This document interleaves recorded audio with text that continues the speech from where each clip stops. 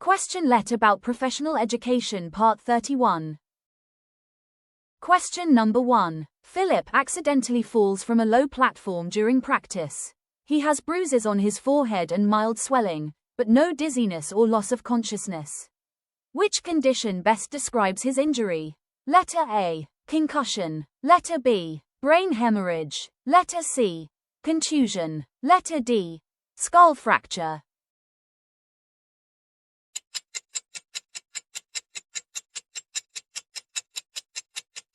The correct answer is letter C. Contusion. A contusion is a bruise caused by blunt impact, leading to localized swelling, discoloration, and tenderness of the affected area. In Philip's case, he fell from a low platform and developed bruises on the forehead with mild swelling, but no dizziness or loss of consciousness. It means that the injury is superficial and limited to the skin or soft tissue, not affecting the brain. If he had symptoms like confusion, headache, or unconsciousness, it could be as a concussion, which is a mild traumatic brain injury that temporarily disrupts normal brain function, often caused by a sudden blow or jolt to the head. The brain hemorrhage is a bleeding inside or around the brain, usually caused by a ruptured blood vessel due to severe head trauma, high blood pressure, or aneurysm. And the skull fracture is a break or crack in the bones of the skull, usually from a strong impact. Question number 2. During a mathematics lesson, teacher Era asks her students to solve problems in groups and present their solutions using a digital whiteboard. Which step of the Assure model is reflected here? Letter A. Require learner participation. Letter B. Evaluate and revise. Letter C. State objectives. Letter D. Utilize media and materials.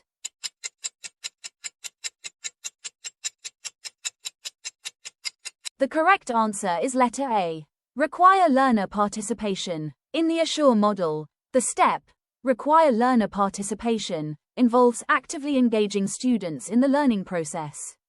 Teacher Era asks her students to work in groups, solve problems, and present using a digital whiteboard, which promotes active involvement, collaboration, and application of learning, all the key features of this step. And if she were only using the whiteboard herself, it would be may reflect to utilize media and materials, but since students are participating and interacting, it clearly fits, require learner participation. The 6th Assure model steps are: first is analyze learners. It is about knowing your students' characteristics, abilities, and learning styles. Second is the state objectives. It is to set clear goals for what students should learn and be able to do. Third is the select methods, media, and materials. It is used to choose appropriate strategies, tools, and resources. Fourth is to utilize media and materials. It is about choosing materials effectively during the lesson. Fifth is the require learner participation is actively involving the students in learning activities. And last is to evaluate and revise where the assess learning outcomes and improve future instruction happen. Question number 3. Teacher Marco reminds his students that the American period introduced public school education with English as the medium of instruction. He tells them that this era marked the beginning of free and compulsory education for Filipino children. What historical contribution of the American period is reflected here?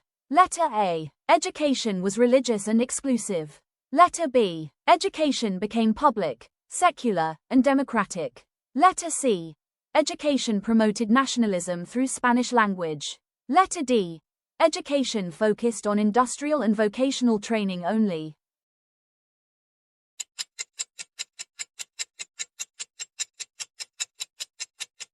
The correct answer is letter B. Education became public, secular, and democratic. During the American period in the Philippines year 1898 to 1946, it is one of the most significant contributions was the establishment of a public school system. The Americans introduced free and compulsory education for Filipino children, using English as the medium of instruction. Here's what each key term means. Public means that schools were opened and funded by the government, allowing all children access to education regardless of social class. Secular, it's about education was separated from religion, it was no longer controlled by the church as it was during the Spanish period. And lastly, democratic, where education became available to everyone, not just the elite, promoting equal opportunities. Teacher Marco's statement best reflects the American period's contribution of making education public, secular, and democratic. Question number 4. Teacher Liza works with her students, parents, and community members to design learning activities that address local community issues, such as waste management and health awareness. She believes that curriculum should be developed collaboratively to meet learners' and society's needs. Which curriculum theory does Teacher Liza's action reflect? Letter A. Ralph Tyler's rationale. Letter B. Hilda Taber's grassroots approach. Letter C. Franklin Bobbitt's scientific curriculum model. Letter D. Hollis Caswell's social process theory.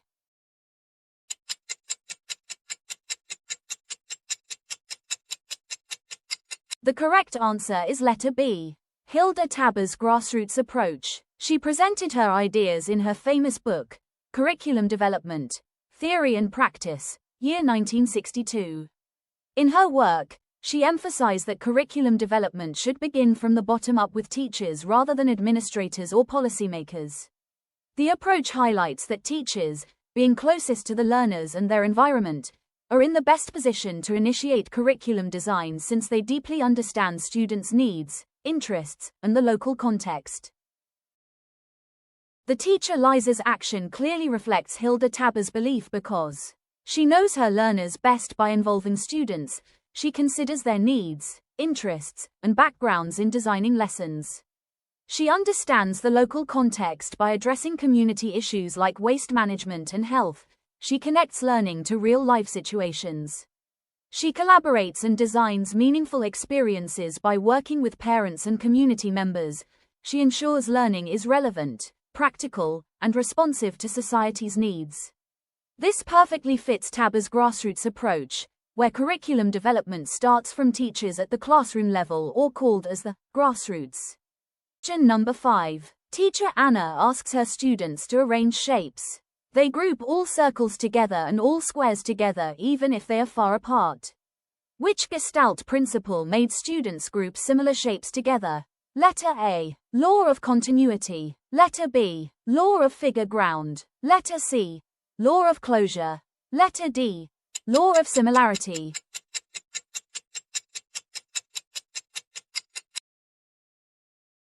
The correct answer is letter D. Law of similarity. According to the law of similarity in Gestalt psychology, people tend to group together objects that are similar in appearance such as shape, color, size, or texture. In this scenario, the students grouped all circles together and all squares together because they look alike, even if they are far apart. The law of similarity is a grouping of similar items together. The option A is the law of continuity. It is about perceiving smooth and continuous patterns. The option B is the law of figure ground. It occurs by distinguishing an object from its background. And the option C is the law of closure. It is about filling in the gaps to see a complete figure. The Gestalt psychology is a theory of perception that emphasizes how people naturally organize visual elements into whole, unified forms rather than seeing them as separate parts. The Gestalt psychology is a theory of perception that emphasizes how people naturally organize visual elements into whole, unified forms rather than seeing them as separate parts. Question number 6. During the Spanish colonial period, Andrés Bonifacio realized that the existing laws only favored the Spaniards and oppressed the Filipino people. Believing that all men have equal rights and deserve freedom, he organized the Katipunan to fight for independence even if it meant breaking the colonial laws. Which of Kohlberg's stages of moral development best reflects Bonifacio's moral reasoning? Letter A. Law and order orientation stage. Letter B. Social contract orientation stage. Letter C. Universal ethical principles stage. Letter D. Interpersonal concordance stage.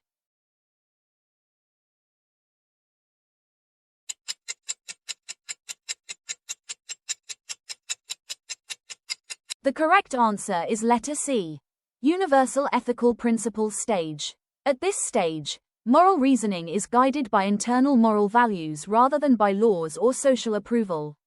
Individuals act according to their conscience and universal principles of justice and equality, even if this means opposing existing authority, because what truly matters is doing what is morally right, not merely what is legally right.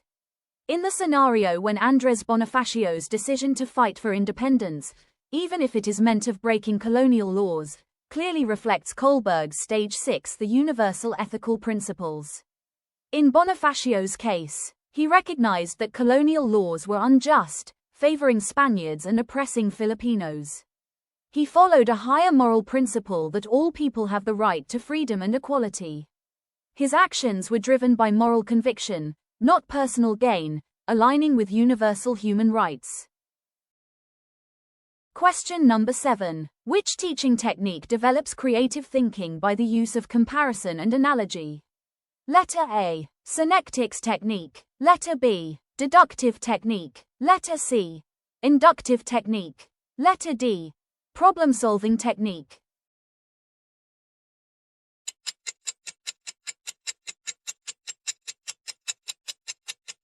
The correct answer is letter A. Synectics technique. It is a teaching strategy specifically designed to develop creative thinking by using comparisons, analogies, and metaphorical thinking. It encourages students to, first, relate unfamiliar ideas to familiar ones. Second, think in new and imaginative ways. And lastly, make connections between seemingly unrelated concepts. For example, teachers may ask students to create analogies such as, how is the heart like a pump? Or, if teamwork were a machine, what machine would it be? This process strengthens creativity, problem solving, and deeper understanding. Question number 8. During a quiz, teacher Marco gives his students a test where they must complete sentences by filling in the missing words. To answer correctly, students need to recall information from memory without being given any clues or options. According to the cognitive principles in test construction, what ability is required to correctly answer fill-in-the-blank questions? Letter A. Recognition. Letter B. Recall. Letter C. Comprehension. Letter D. Application.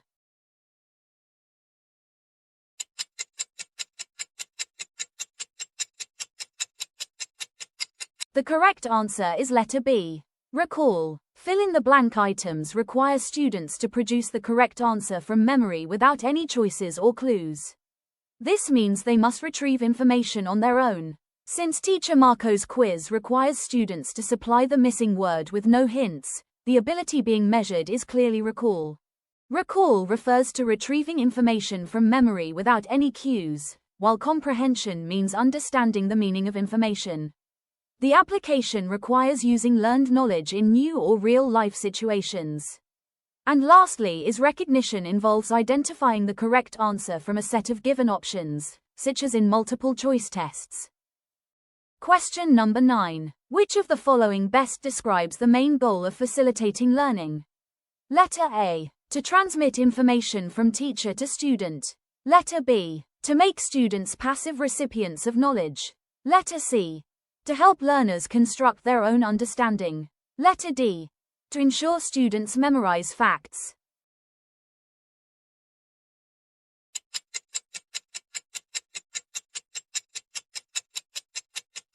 The correct answer is letter C.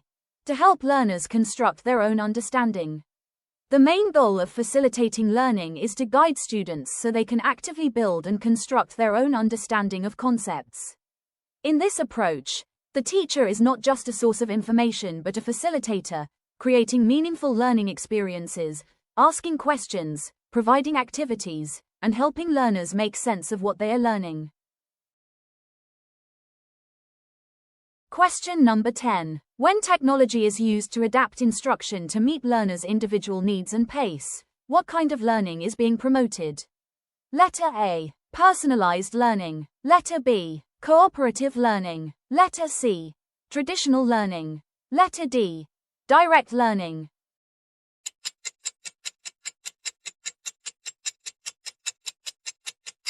The correct answer is letter A. Personalized learning. It tailors instruction to each learner's needs, interests, abilities, and pace. With the help of technology and adaptive tools, students learn at their own speed and receive customized support based on their strengths and weaknesses. This approach gives learners more control over their learning path and ensures that education fits the individual rather than applying a one-size-fits-all method. For example, the ability refers to reading levels based on ability. A teacher may use an e-reading platform that assigns books according to each student's reading level. The strong readers receive more complex texts, while struggling readers are given simpler materials with added vocabulary support. This ensures that each learner reads content suited to their individual ability. The personalized learning adapts instruction to each student's needs, abilities, and pace. While the cooperative learning involves students working together in groups, it is not focused on individual pacing. The traditional learning is usually teacher-centered and uniform, with the same lesson for all students. And lastly, the direct learning refers to teacher-led instruction, not individualized pacing or technology adaptation. Thank you for watching.